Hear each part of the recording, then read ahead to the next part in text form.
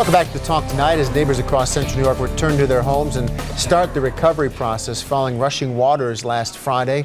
We want to help our friends in the Mohawk Valley, also in Oneida. CNY Central and the American Red Cross are teaming up for a telethon tomorrow to help provide disaster relief.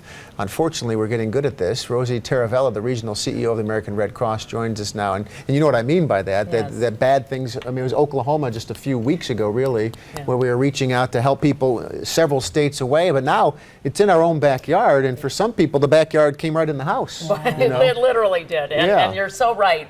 First of all, let me thank you again for helping the Red Cross help others. If it weren't for CNY Central and the wonderful things you do for the community at large, it really would be hard to tell stories.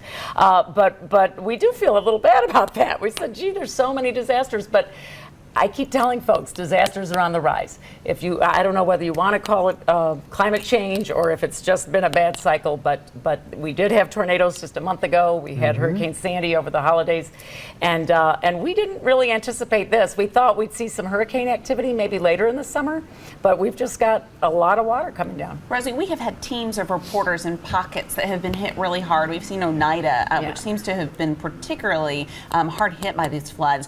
Where are you all seeing some of the worst of it, because you all have folks scattered throughout the Mohawk Valley? Yes, correct. And we have 3 shelters opened between my region and the region next door. We have 3 major shelters open in Montgomery County, Herkimer County, Madison County for the city of Oneida, and a few distressed homes in Oneida County as well. So pretty much all along the Mohawk River. It's just the way the rain came down, the flash floods on Friday really put people at a disadvantage right away. And now we're a bit concerned because of the forecast this week. What kind of assistance are you offering, the Red Cross offering? Well, we were a little bit surprised that we didn't have more people needing shelters, but that's always good news. That means people have family and friends to stay with if they're displaced. There are over 767 homes and multi-unit homes where people are displaced and have no power. In some cases, we can go into neighborhoods and provide bulk distribution. So there's a heavy effort on that. Started today and will continue throughout the week. Distribution of food? Food, cleanup supplies. We help people muck out their apartments and homes, and just a lot of mental health care.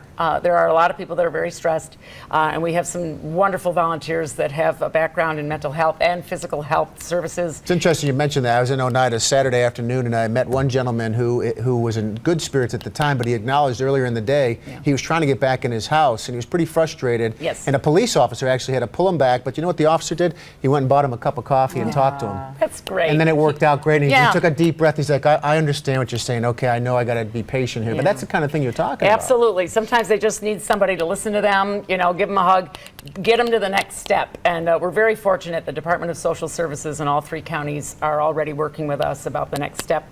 We're looking at a potential presidential declaration for the 3 counties I mentioned, so that's going to be of big help to the victims. Well, Rosie, as Matt mentioned, we teamed up with you when Oklahoma hit, when that tornado disaster came through. We raised more than $40,000. Yes. We have a tremendously generous community here. It's outstanding, and as we said before, it's always difficult for me to pick up the phone and say, hey, I know I just talked to you a month ago, but people are calling us. The phone has been ringing off the hook all day. This is very special and very important because these are people that we know and love. These are our neighbors, and so yes, you're exactly right. Well, we'll be taking those calls tomorrow right here in our building, 477-9480. Don't call yet, please. Call tomorrow morning starting at 5 a.m. and then all the way to 7 o'clock tomorrow night. We'll remind you about those numbers a little bit later on. But Rosie, thanks for joining us.